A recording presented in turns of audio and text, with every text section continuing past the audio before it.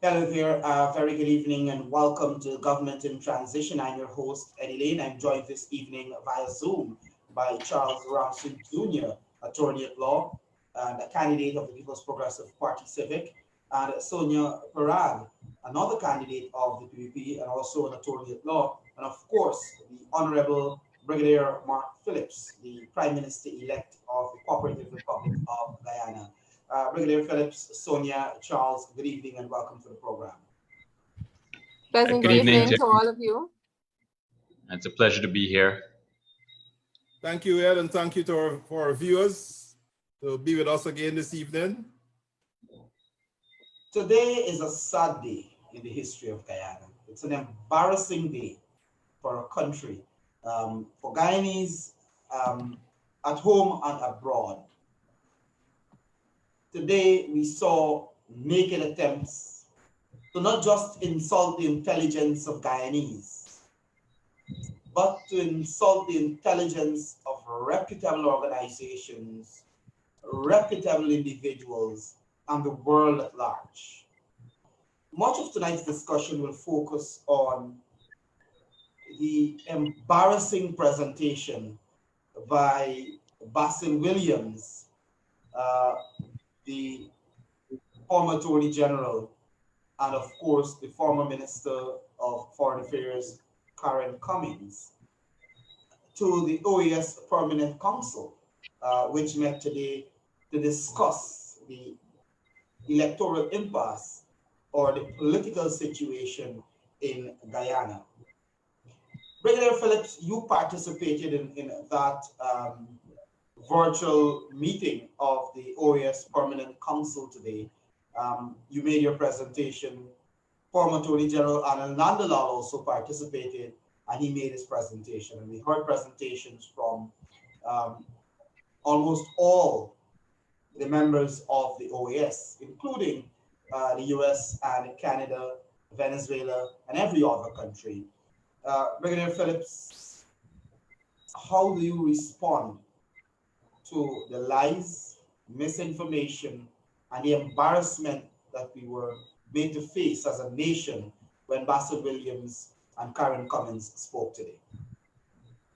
Well, thank you, Ed, and again, good evening to our viewers. And first, let me again thank our viewers for being patient. And many of you may have listened to the OAS meeting today, which was aired, on social media. However, what is important is not necessarily the lies by Mr. Williams.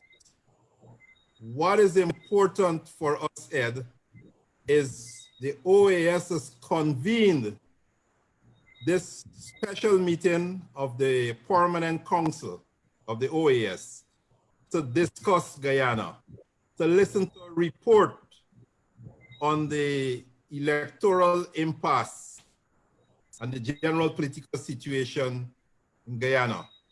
I don't know when last they had such a meeting of the Permanent Council to discuss the country. But I wish to mention the positives here. All the members were present for that meeting. They were represented. And there was no dissenting voice. And I wish to leave this in the minds of our viewers. All the countries present were clear in their submission that they want this electoral impasse in Guyana to come to an end as quickly as possible, and the results of the recount must be used for the declaration. Very clear. What Mr. Williams did today, our Attorney General, indeed was an embarrassment to us as a nation. That there's no need for him to misrepresent the ruling of the CCJ. And I know the attorneys will deal with that in more detail during their presentations. There was no need for him to misrepresent the ruling of the CCJ for the simple reason that the ruling of the CCJ has been in the public domain in writing. It has been in the public domain, I think, just about 4 hours after that ruling. So the entire world can put their hands on that ruling and read for themselves. I don't need to tell them Mr. Williams lied today. They can read for themselves and they will arrive at the same conclusion that we already arrived at, that he misrepresented that ruling today. And it's not good for Guyana. What is good for Guyana is that the entire membership of the OAS calling upon GCOM clear this election as early as possible using the results of the RECOM.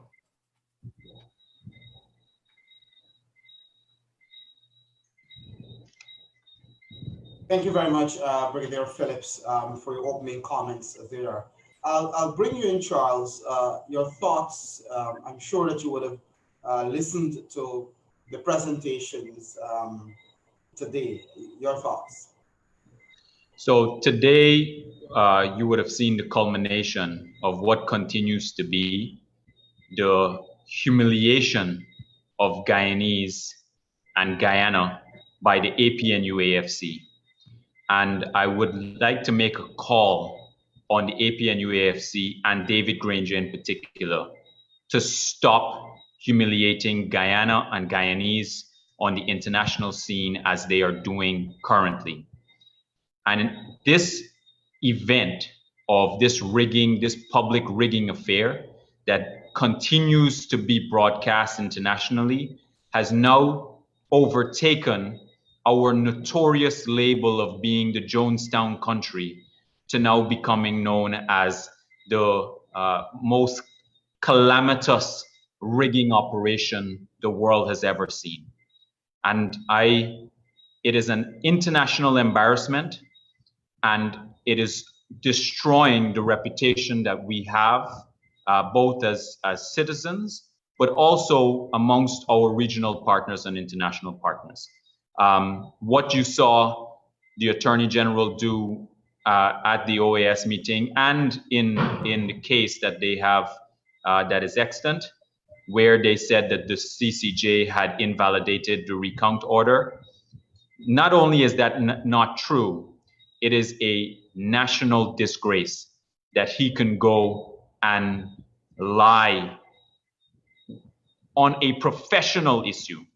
Not only are you lying about political issues, but you're lying about a professional issues. Listen, I know what an attorney general should look like. We've had a long line of industrious attorney generals who've had very credible reputations amongst their peers and as being leaders of the bar.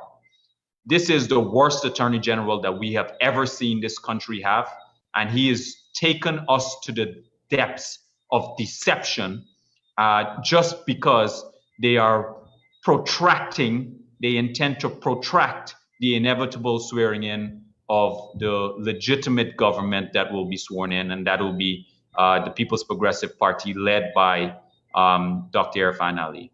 I support the point that Mark is making, that even though it was an international embarrassment for us to reach to this level where we are being schooled by the OAS about breaching our democratic principles, of which we are bound to adhere to and bound to honor and bound to advance.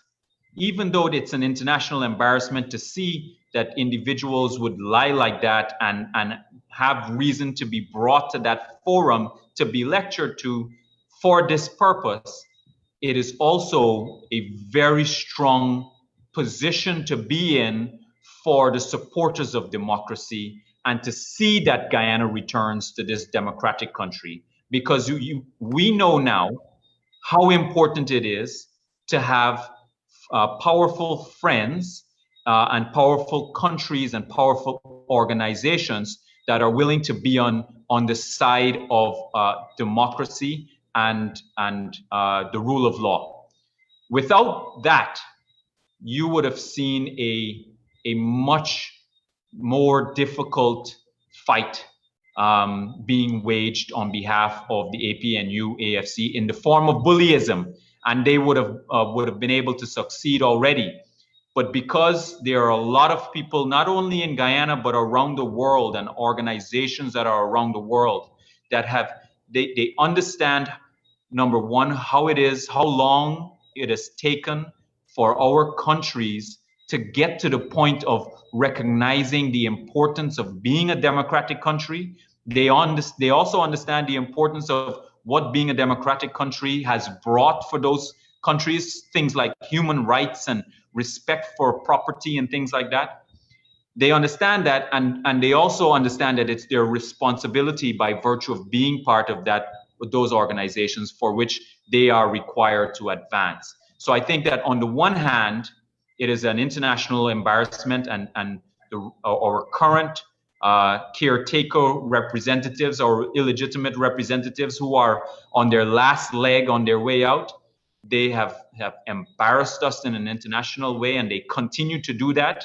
But on the other hand, it's also been a good thing because it has shown how far this fight for democracy has gone, and it also shows that people are not giving up and that we are going to be able to win this.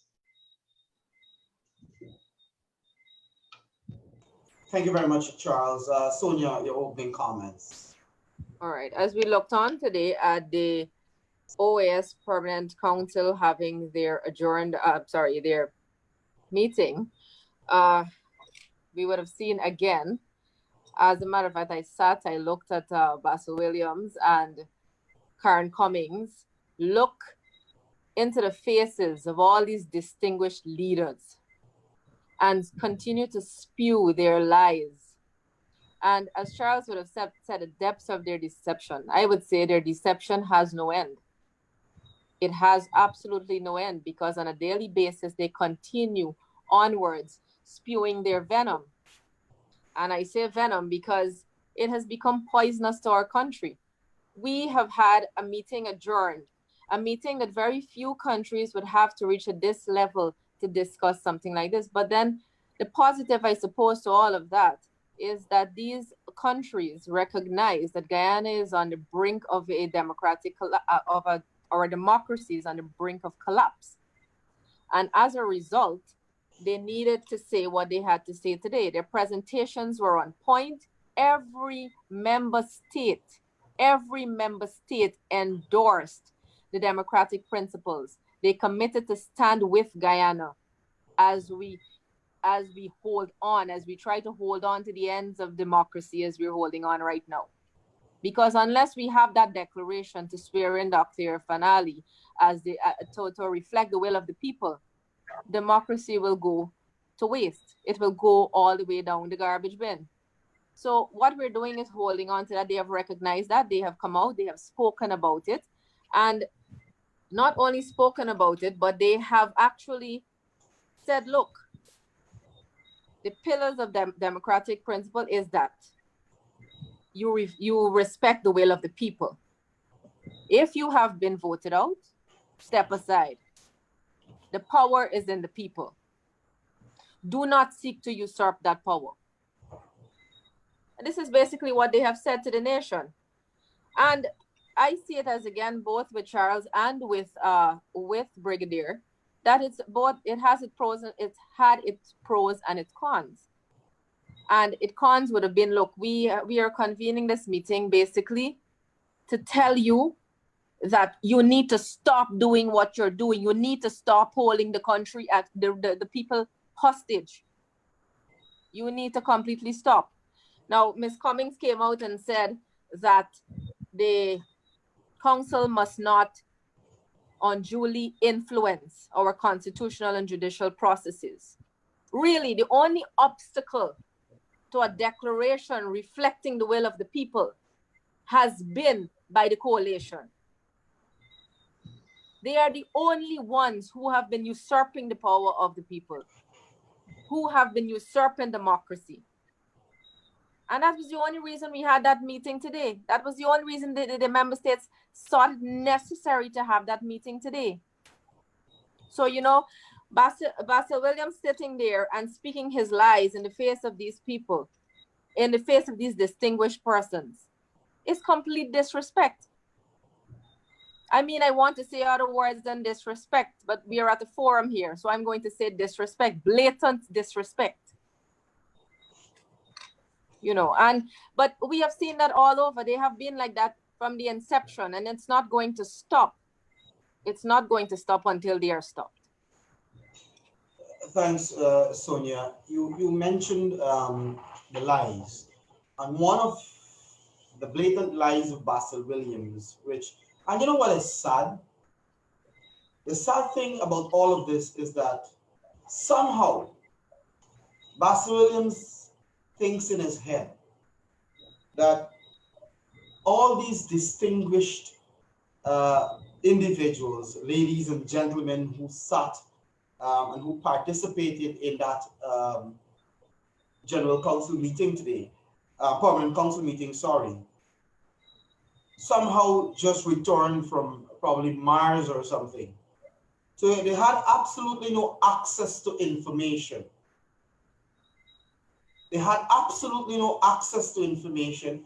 Many of the countries represented on the Permanent Council had either their diplomatic representative present in Guyana or would have received the report of the OAS electoral observer mission in Guyana.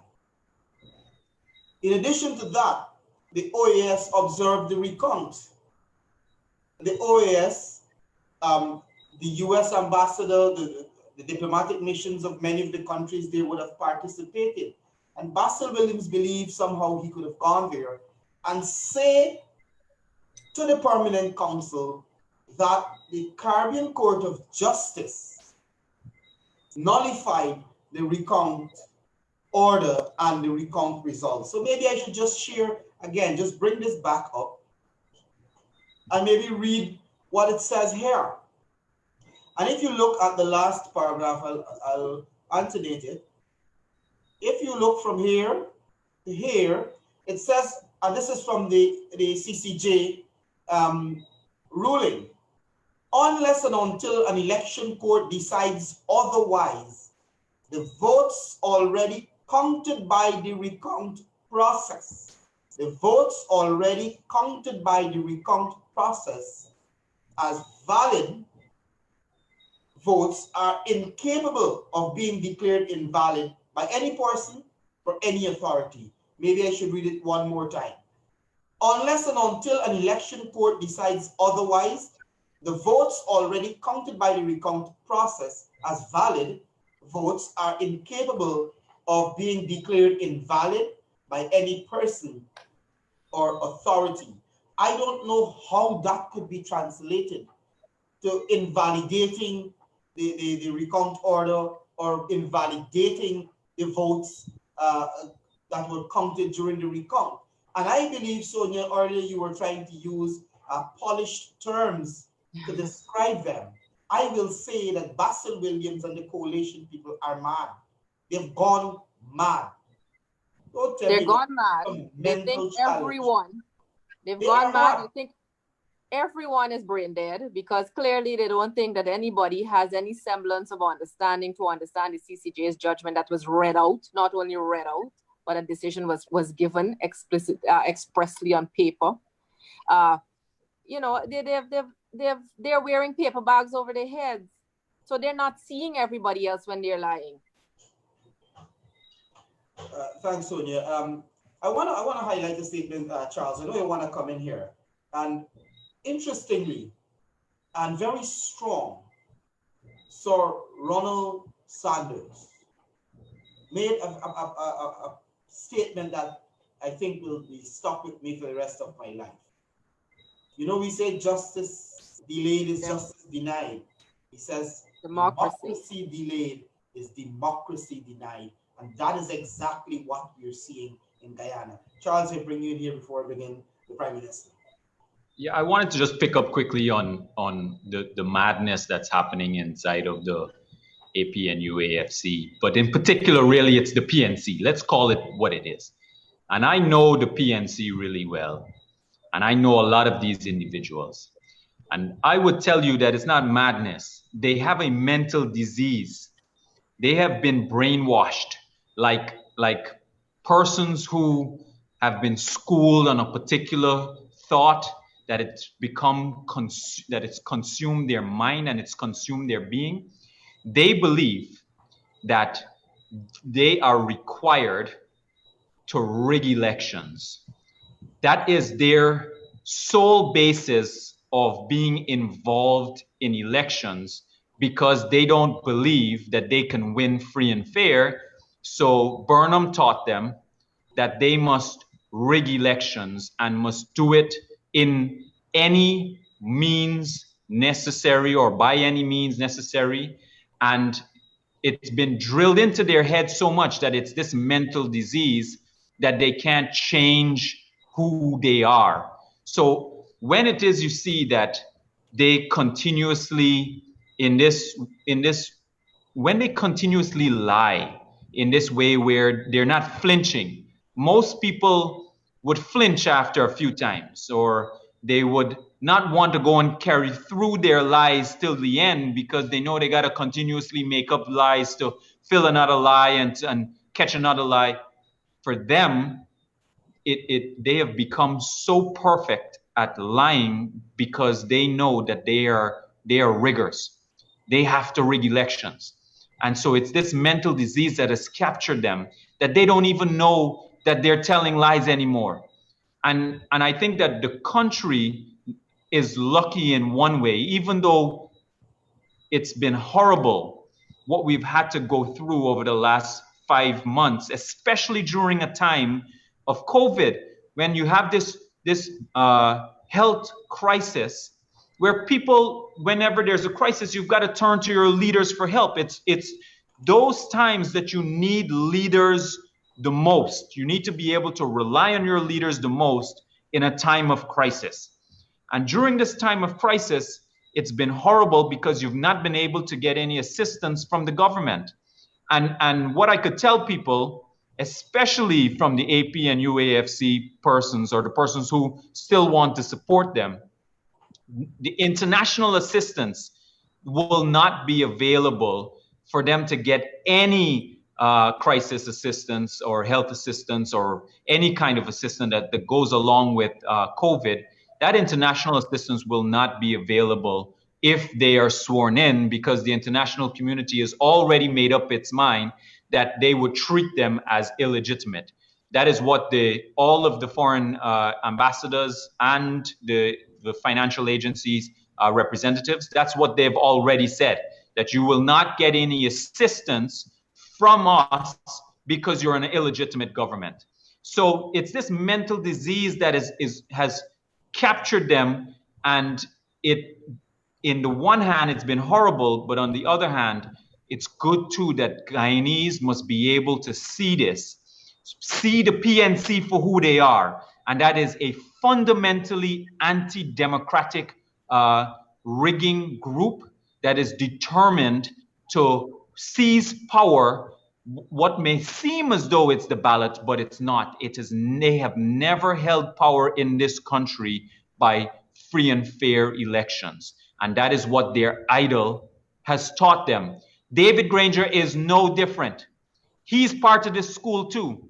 His idol is also Burnham, the internationally known rigger who destroyed Guyana and turned us into the poorest country in the Western Hemisphere. So what I would tell people is that this period of time, even though it has cost us 5 months, not 5 months in power, but it's cost Guyanese people 5 months to be able to see this, it will cost the PNC 5 decades, because nobody will want to touch them with a 10-foot pole.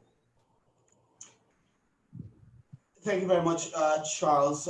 Brigadier, I want to take you back to the meeting of the OAS Permanent Council, and we spoke about the strong statements from all the countries that participated in that meeting today. We also saw a very strong tweet from the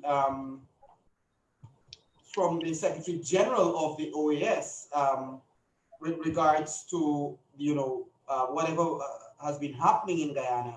I am trying to bring that up here so that we can probably share it with the public before I bring you in, bring it here. I'm getting it up right now. And this is what he said. The current situation serves no purpose in Guyana. We call to stop using the judiciary branch to avoid bringing a solution to the country. It is time to make decisions and protect democracy and the will of the people expressed in the elections. This point clearly to the APNU-AFC abuse of the court system, using their surrogates to run to the courts with the same matters over and over, just that they're coming in the names of different persons.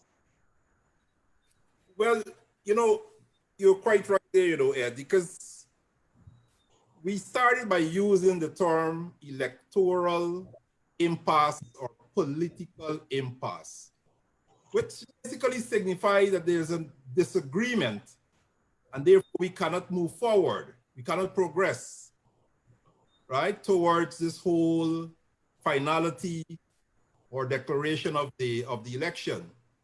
Yes, we had a phase where there was a disagreement and therefore the term electoral impasse was necessary. But what Mr. Almagro is identifying to us that we're at a stage now where it's not electoral impasse, but it's a case whereby the judiciary is being used and abused to obstruct the progress towards a declaration. That is what is happening right now. We have the APNU-AFC along with the elements of GCOM that are sworn loyalty to them because, GCOM officials are supposed to be professional, impartial, but we have uncovered at least two officials, Mr. Lowenfield and Mr. Bingo, who are doing the bidding of the APNU-AFC, and therefore they're not professionals as far as I'm concerned. They're not impartial. They are working along with the APNU. And the APNU-AFC is keeping this matter in court to obstruct the declaration of the results. A result that we all know, a result that the entire world was informed of. Through the recount process, as you know, I like to remind people, 460,000 valid votes. 233,000 of those valid votes were for the PPPC. The APNU-AFC got 217,000. And the smaller party got just about 9,000. So it is clear to the entire world, and I know all Guyanese already aware that the PPPC has won these elections. The whole world is over 3 weeks or 4 weeks now urging the GCOM, to declare these elections, and they must use the results of the recount. And every time GCOM tried to make a move towards that, what happens? You have a matter before the, and I'm told now they have a fancy Latin term I wouldn't bother to pronounce, res judicata. Res judicata. Okay, where basically it's just the individuals whose name is before the court applying for the case is changing, but when you read through what they're going before the court for, it remains the same. I think the judges now are reaching the point where they're getting fed up. They're getting fed up with this obstructionist behavior by the APNU-AFC and their lawyers. And, you know, we had a ruling yesterday, and this afternoon we had a filing, right, for the case to be heard before the Court of Appeal. So here we go again. GCOM has to wait until the matter is dealt with in the court before they make a next move. So here is what Mr. Almagro is mentioning, right? The obstructionist behavior of the APNU-AFC trying to abuse the judiciary system. And he's calling on us again to move towards a declaration in the interests of the people, in the interest of respecting the will of the people, and in the interest of Guyana remaining a democratic nation. Interestingly, you mentioned, you know, the fact that, and I alluded to it too, that these matters are all the same.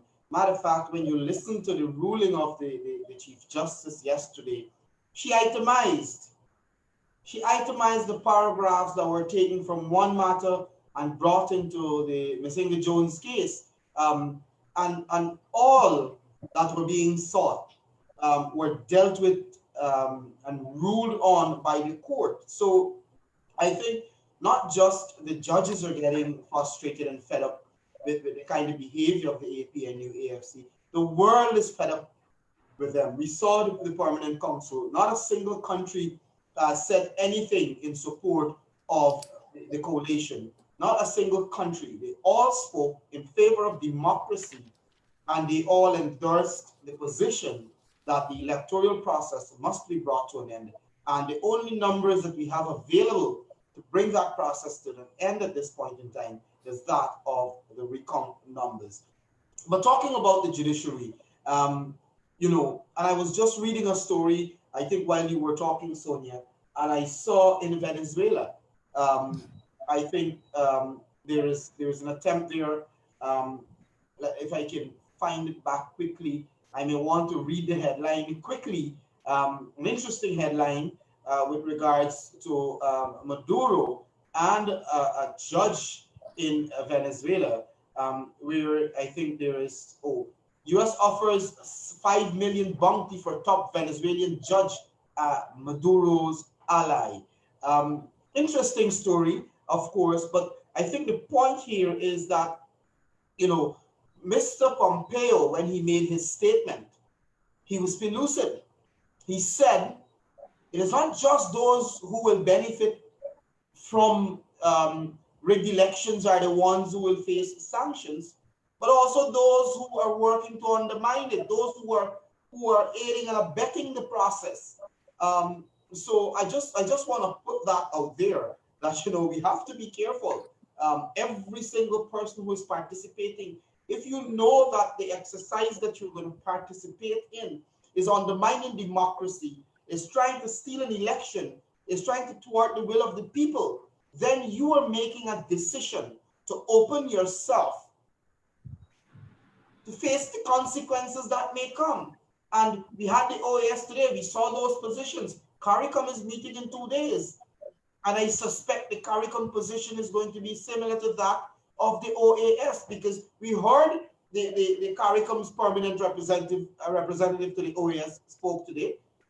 We heard the Antigua and Barbudan permanent representative to the OAS spoke today. So, you know, it is important for those who are participating in this exercise, including some of the lawyers, to bear in their minds that, you know, you're participating in an illegal activity and there are consequences. Be prepared to face the consequences.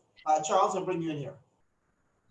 Yeah, the only distinction that I would draw there, because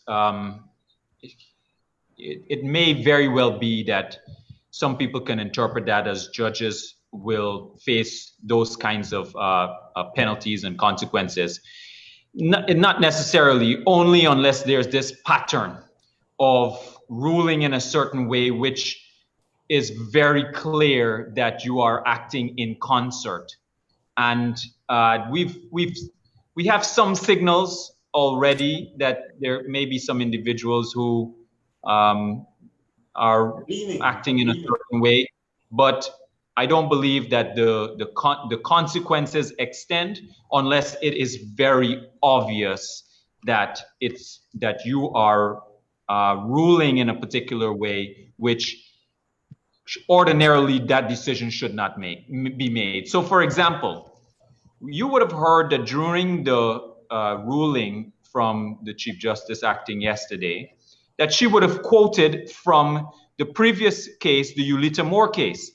The Ulita Moore case, where she says she is bound that when the Court of Appeal ruled that it is when the APNU-AFC had challenged the GCOM's ability to do a recount, what the Court of Appeal said in the Ulita Moore case was that that is a decision for GCOM to make. So if it is now that the same judges go ahead and rule, overruling their original position, which was that they ruled that the decision to do a recount is GCOM's decision.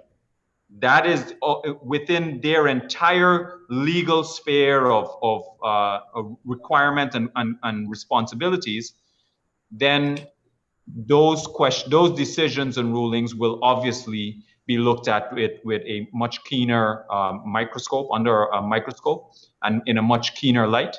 So we don't want any kind of impression to be created, however, for judges, but the attorneys, on the other hand, they are the ones that I believe that also should be sanctioned.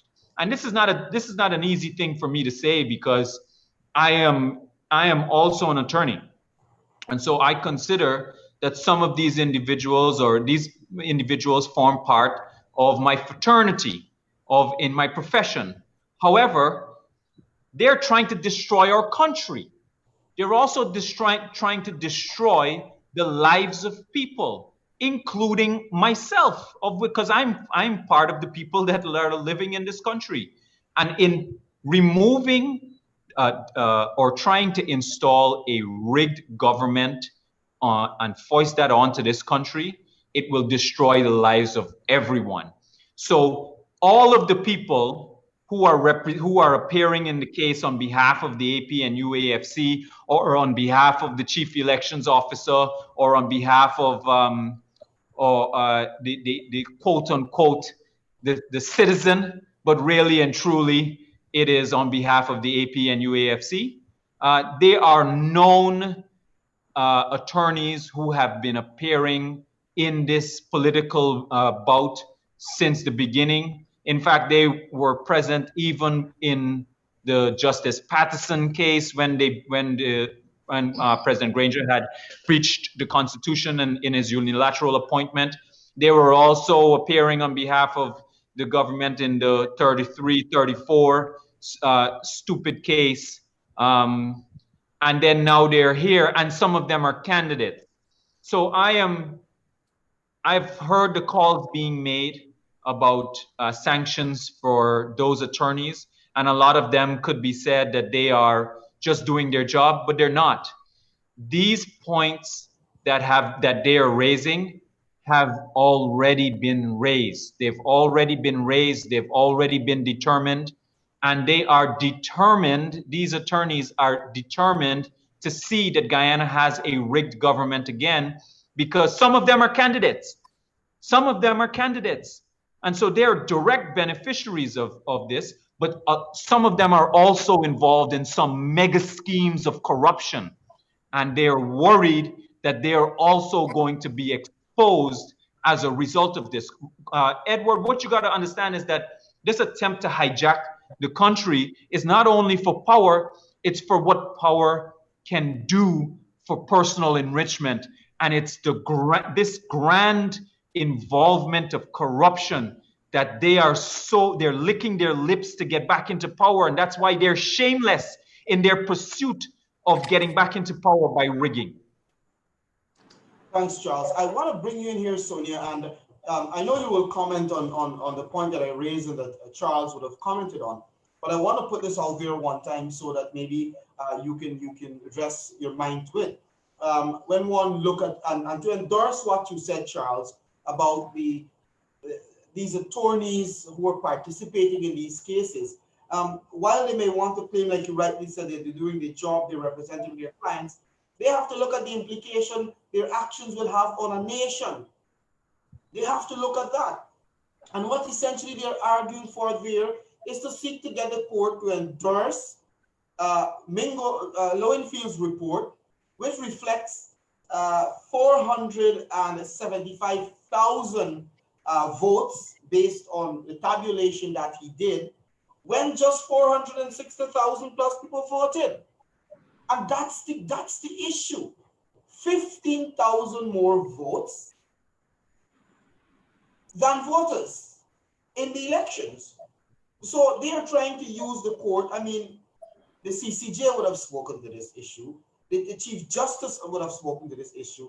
And I don't see how a court, any competent court, will want to say that you had 460,000 plus voters, but we are going to help you to endorse a report that is reflecting 475,000 voters.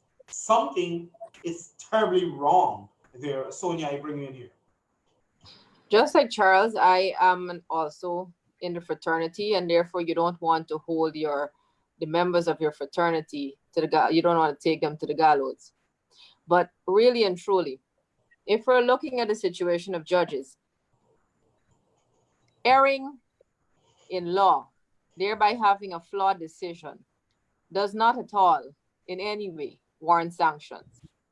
If you become an enabler in the perpetration of a fraud that seeks to undermine or thwart the will of the people, that most certainly warrants sanctions, because you are no different from the person who brings that fraud forward. You are no different. There is no distinction anymore. So while I will not specifically say anything as it relates to our judiciary, I just put that out there because that is my view. Now, in relation to attorneys, we would have all taken an oath when we were admitted to the bar, all of us. And it was to uphold justice. It was to uphold the law, the principles of justice. As an attorney, if you continuously abuse the court's process in also trying to enable the perpetration of a fraud, not only will you be in violation of that oath, but it would also be highly unethical, and it would also carry a criminal element, which warrants not only domestic sanctions such as substantial costs, such as being brought before the Legal Practitioners Committee, but international sanctions. Because why? Because it goes directly back to the principles of democracy. And the international community, its foundation for every organization that we are signatory to, the foundation is democratic principles. So if you continuously disregard all of those principles, breach those principles, there will be consequences, and the consequences will inevitably be sanctions. We've already had one phase of sanction. Continue down this path, and the higher levels of sanctions will come. So that's really all I have to say in relation to that. The Chief Justice yesterday, and Eddy, I just want to quickly state, she really did put her foot down and say to the public, a myriad of persons cannot be permitted to engage the court with multiple applications regarding the same issues which has been decided, and shield behind the claim that they were not a party to the previous proceedings. To so permit would be to waste precious judicial time and resource, and cannot be allowed. That was in effect a judicial whipping. So that's all I have to say. Dear Brigadier res judicata, I think that is where it derived from in the entire ruling, the fact that those matters went before the courts and they were determined by higher courts. But, you know, the fact of the matter is, if I go and I change this clothes and I come back with something else, it doesn't change that I'm Eddy. The issue. It doesn't change It doesn't change that I'm Eddy. I remain Eddy with different clothing. And that is exactly what they're doing. Interestingly, as usual, he's become known for this. MIA, David Granger is always missing in action. You know, Brigadier, you will know more than I do as a former member of the military, where the commander don't usually always be on the battlefield, but he commands the troop from somewhere. And this is what we are seeing with Granger here. Granger is trying to paint himself to the public as though he has nothing to do with all of this. But I believe, and I keep saying this every single night, that David Granger is the intellectual author of all of this. He is the mastermind. And, you know, I want to endorse the sentiments of our comrade and you know, well-loved former AG, Unanimous, when he made the point today at the OAS General Council that Granger has essentially been lying, being dishonest, because one time he says that he's going to, he described CARICOM as the most legitimate interlocutor who can resolve all of this. And when CARICOM team put together their report, he has sent one of his minions to go to the court. He had said that he will respect any ruling of the court, but he has been using his minions to appeal and to file other matters all along. He had said that he respects the Constitution, which we know is a joke. We all know that is a joke. That is Granger's favorite joke that he tells. You know, his favorite fiction, that he respects the Constitution. We know that is not the reality. So he has been absolutely dishonest and completely lack of any integrity. Brigadier, I bring you in here. How do we treat with this? This man has been hiding somewhere, but as we say in local terms or Guyanese parlance, he's stoking the fire from behind, and that is what he has been doing. Well, you know, Ed, we have seen Mr. Granger in action on many occasions. And very few occasions. You don't have to be, he's hiding. You don't have to be like a 16th century general, you know, on his horse, you know, in the heat of battle, leading the troops against the enemy. You know, he can be somewhere, you know, in his headquarters and control his forces from there. What is important is having good lines of communication with your troops. And, you know, I'm introducing some military terms here now. And Mr. Granger has very good lines of communications. You just have to see the actions of the APNU operatives out there, and you know the source of their direction.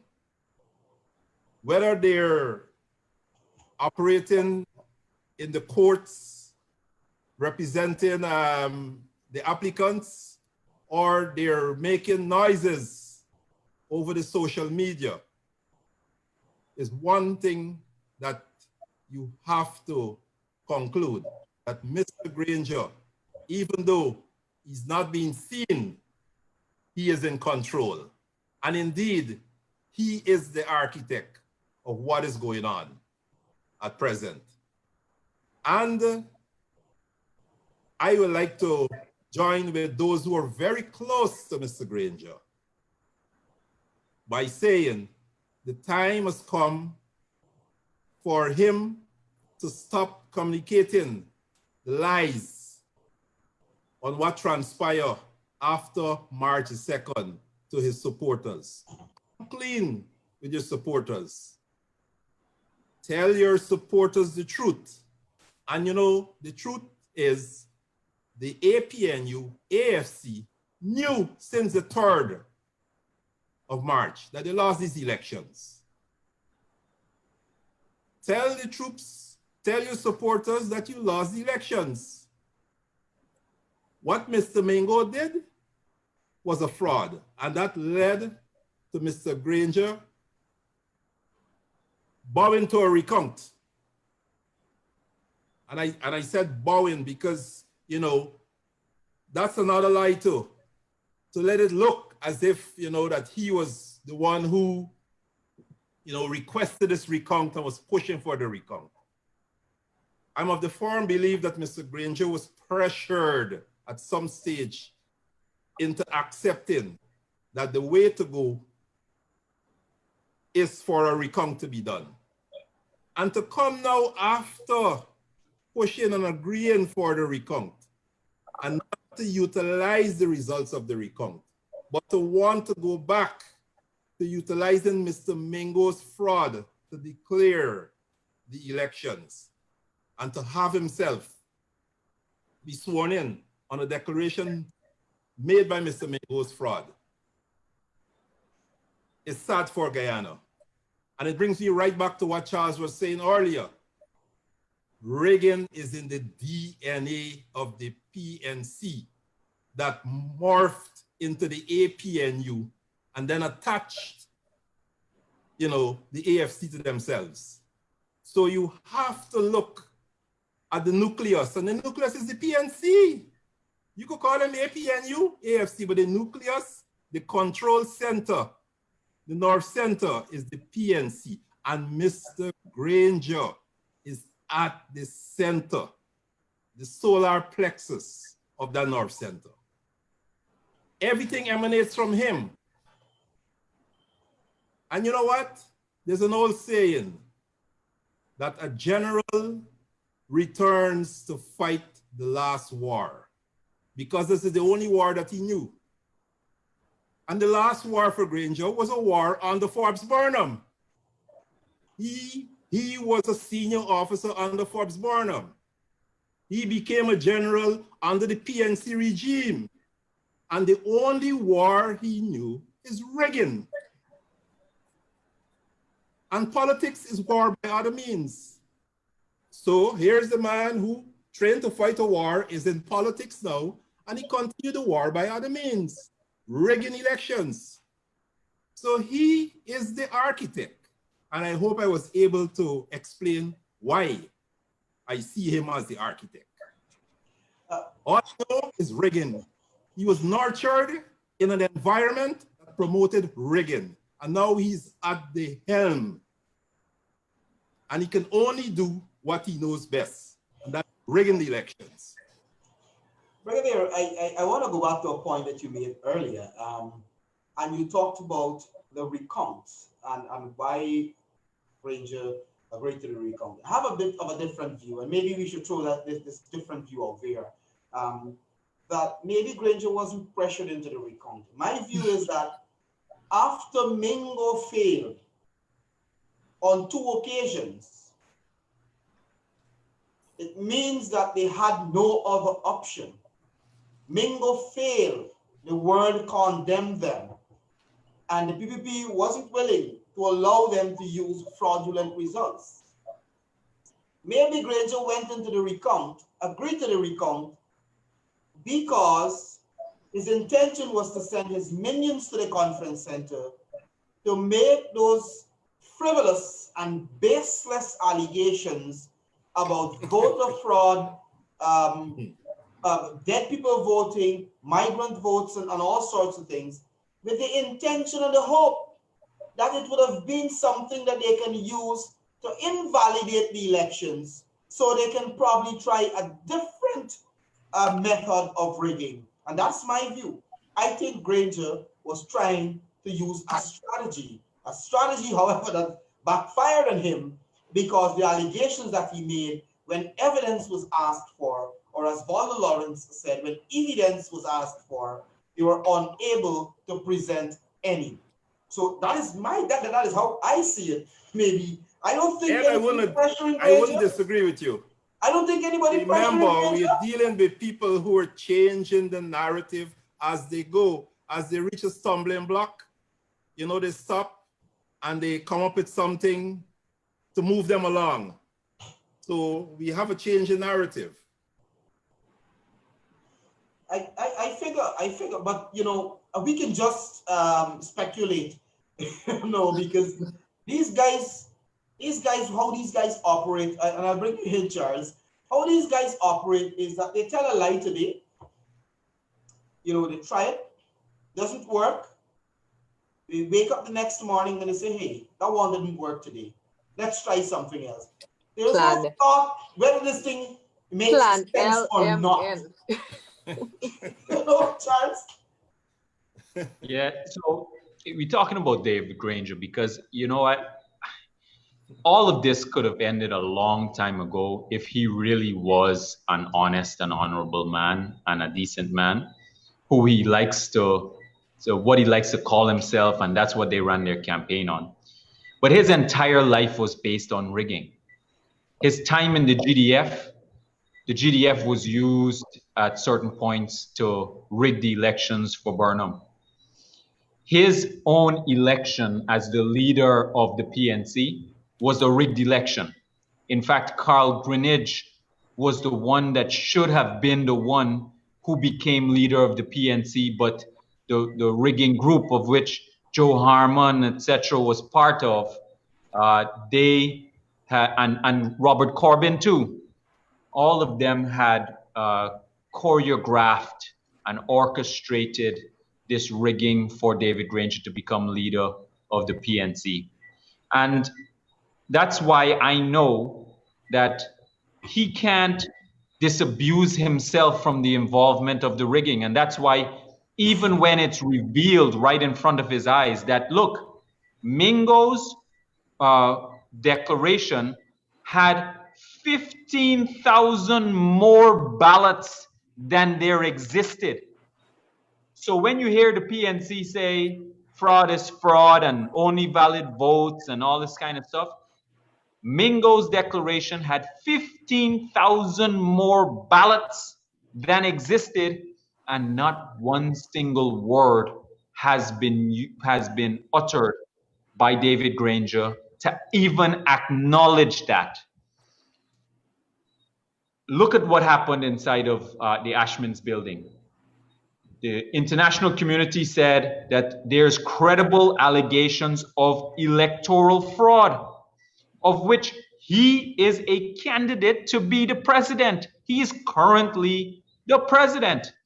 He never one time came to the location to inquire what's really going on here.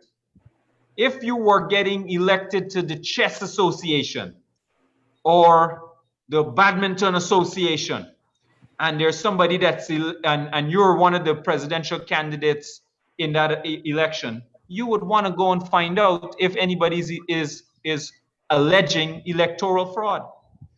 So his actions do not speak to somebody who wants to find out about the election fraud. Instead, what he has done, Eddy, is that he is suited up on more than 3 occasions to get sworn in on electoral fraud.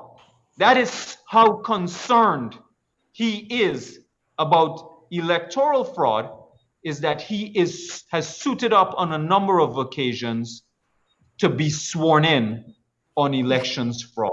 Now, if I can interject there, Charles, before you go on, I just want to add this because this fits exactly into what you said there. Apart from being suited up, first, Lowenfield gave him 2/3 majority. Then he changed it to a 1-seat majority. And Granger wasn't concerned? Unconcerned. Took 70% of his votes? This man has taken away so much votes from you and so much seats from you. And you don't care. You don't care because all you care about is that you become president again, no matter how, if people think that it's free and fair, or if the society is destroyed and the country is destroyed as a result, as it would be if this is what were to happen. Look, and just two quick points, because I know that we're going to be coming to an end pretty soon. That same Aubrey Norton that you hear talking all the time, who in the late 90s or so was chased out of Congress Place and was called by Desmond Hoyt the creature. You hear him talking all the time about in support of electoral fraud. In the election where David Granger became president, the leader of the PNC, sometime around 2012 or so, he was blocked, denied entry of that very election, where he was wanting to stand to be a candidate or the leader for that party. He was blocked by his own party in a maneuver where it was rigged, and he now wants to foist rigged elections on all of us. I had a friend who came back into the country shortly after, just around the night of the election, or maybe the day after or so. And they met Aubrey Norton at Orange Walk. And because he had campaigned for the APNU-AFC in 2015, he felt comfortable speaking to this guy. He said, the guy who came in, he asked Aubrey Norton, how is it looking? And Aubrey Norton said, well, it don't look good, but you know, we got to do what we got to do. They know that they have to rig this election. And that is why you see them. They don't care that whether it's Mingo declaration, Lowenfield declaration, a fraudulent declaration, a semi-fraudulent declaration. They don't care. Their only mission is to get back in power, even though it would be fraudulent. And I want to just say one thing, because I know that a lot of our viewers are going to be concerned about what's going to happen next as it relates to this case. So in the previous CCJ case, the court could not issue coercive orders or orders that would see a swearing in of the party which won the election based on the recount, and that was the People's Progressive Party, because the only issue that they were asked to adjudicate on was the issue of jurisdiction. So they could not make any orders other than to set aside the Court of Appeal ruling that they had in the Eslin David case. In this case, however, this is the case that will annihilate any other possible litigations that you will see, that you could ever see as it relates to slowing down or the inevitable swearing in of the People's Progressive Party. Why? Because in this case, their last card was Lowenfield. Their last card was to tell the world that Lowenfield was the second person only to God, and that whatever it is that he presents to GCOM, that GCOM must act on this report that he presents. No matter if his report says that the PPP get 5 votes instead of 233,000 votes, or he says that we get no votes, they must, like some kind of idiotic robot, must swear in whatever president that comes out of Lowenfield's bottom. So this case is going to determine that definitively. And what I can tell you is that the Chief Justice's ruling has already been very clear. It will be very difficult for the Court of Appeal to rule anything differently. And what I can also tell our viewers is that the CCJ will go to town on the APNU-AFC and give them a public whipping in front of everyone, because what they have done is dishonestly misinterpreted their own ruling, of which they were an applicant present in the case, misinterpreted that ruling to say that the CCJ had invalidated the recount order when nothing of the sort happened. In fact, they implicitly endorsed the recount. And you would have shown that paragraph that shows that. So when they go to the CCJ, or whenever the case reaches to the CCJ, which will only be in about a week's time, that the CCJ will destroy them because it will be a deliberate misinterpretation of their ruling in the Eslin David case. And it's something that everyone should take time out of their day to witness, because we will laugh at them for the rest of their professional lives and political lives, and they will remain in opposition forever. Thanks, Charles. We're almost out of time. I'll give Sonia a minute to her closing comments. Brigadier, I'll also give you maybe 2 minutes to wrap. Well, back to your, well, I'll just close on Granger's dishonesty. Really, Eddie, there is really no toothpaste that can wipe away the stench of the lies. There is none. There is absolutely none. You know, there was a reason why he was voted out. The dishonesty, we had no confidence, he completely disregarded. He was dishonest in relation to that ruling and many other rulings. They were voted out because of that. Now, it's what you call his fangs were starting to show since then.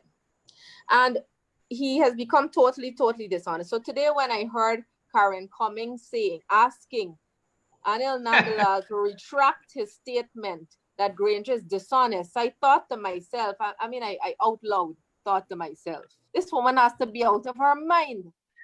The entire world and the country knows that he is dishonest. It is exactly why he was voted out, you know? And he comes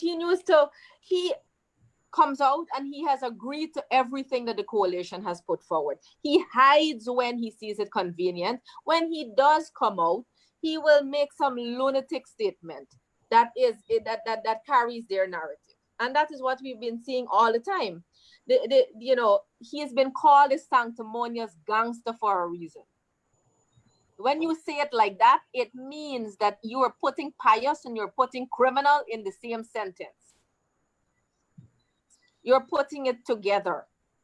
So he's the only person who seems to think that he's not dishonest, and along with the APNU camp.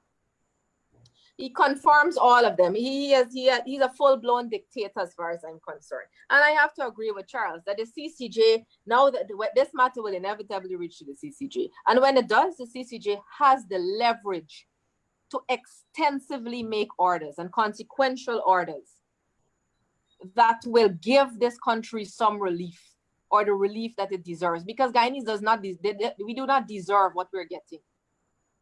And Mr. Goling was quite correct. He said Guyana does not deserve what it's getting. We are being treated horribly by somebody who was supposed to govern us. So I will say that what they have campaigned on was a complete lie. Everything that they've based their governance on is a complete lie. So he is basically dishonest, to say the least. Brigadier. Well, Ed, the time is now for the APNU-AFC clean, to level with their supporters, level with the people of Guyana, and say in the loudest voice to the people of Guyana that they've lost the elections. And by saying that, they will be also saying to the people of Guyana that the PPPC won the elections. And having said that, they need to step aside. And that term did not originate from me. They need to step aside and allow the PPPC to form a government